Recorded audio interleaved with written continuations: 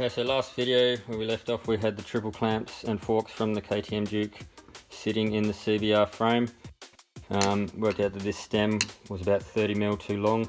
My first plan was to machine 30mm off the base of it and then press it back in, but when I put the verniers on it, it actually tapers down pretty quickly, so I'm not going to be able to do that and still get a bearing to seat on there properly.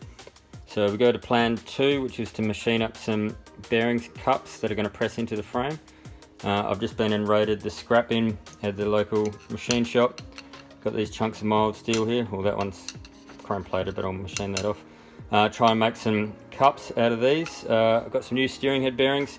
These are from a CBR125. They have the 30mm internal diameter that I need for this stem, and then they're nice and short, just a 15mm height.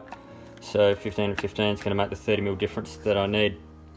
So we're going to put these bits of metal in the lathe, see if we can machine up some cups out of them. And I become myself again.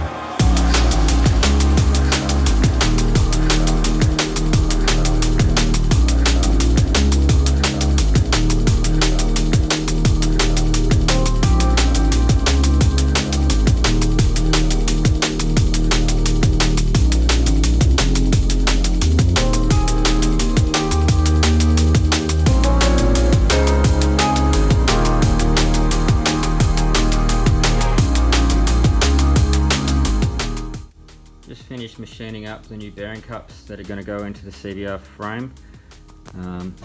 Top one here, it's got a little 8mm lip on it, and that is going to press down to this existing lip here where the original bearing race sat.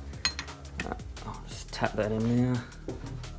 Just slight interference fit, but I'm going to weld them in anyway, so it doesn't really matter. Got a nice 3mm lip under there that I can get a fillet weld all the way around it. I'll probably also drill the frame and plug weld that lip. And then got the bottom one here, taller lip on it. That's because there is a taller lip in the frame there, so that taps right up to the existing lip there. Same thing, I'm going to drill the frame and plug weld that in, and then run a bead of weld all the way around the base of the bearing cup there.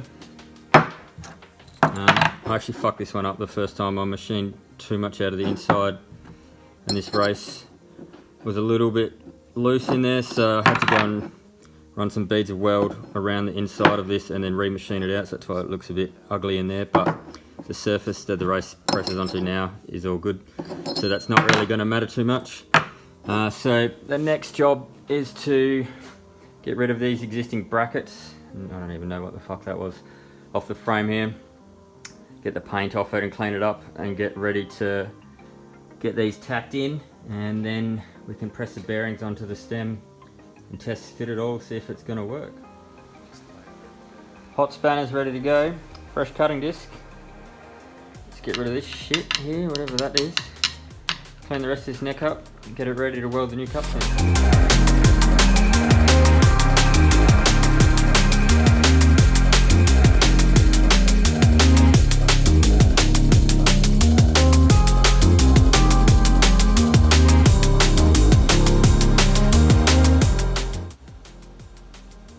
Brackets are off, got it all cleaned up, the cup's sitting in there. I just ran the DA over it to clean it up at the end. I've got some holes drilled to plug weld the cups in to make when I get ready to fully weld them.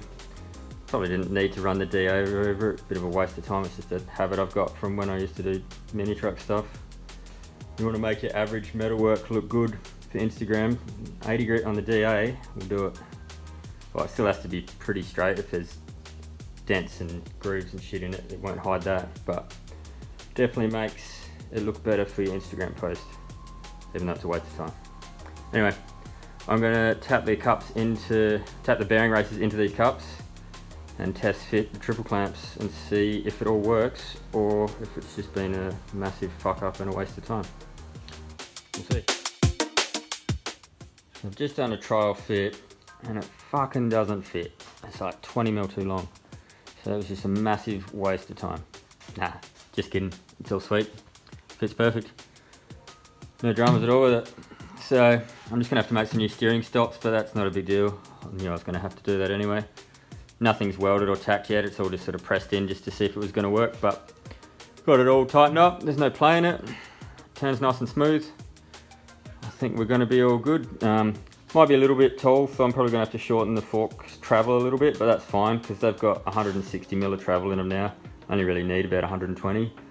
So I'll wait until it's back on its wheels before I decide whether I'm going to do that or how much I need to do if I do.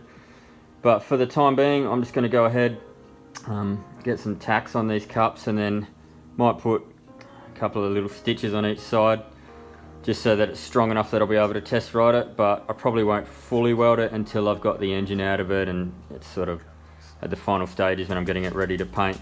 But for the time being, let's get some tacks on it, and I think we'll be able to call this fork conversion done.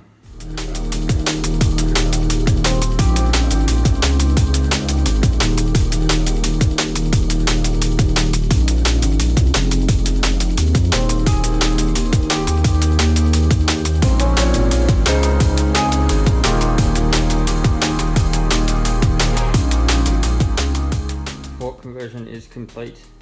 I went ahead and welded it in fully just because I didn't really want to come back to it later. My welds are pretty average, but it's going to be a fairing, it's going to hide those, so that doesn't really matter. I'm pretty happy with how it looks. Put the tank back on to get a reference with the height, and that's all good. There's plenty of clearance between the tank and the fork leg.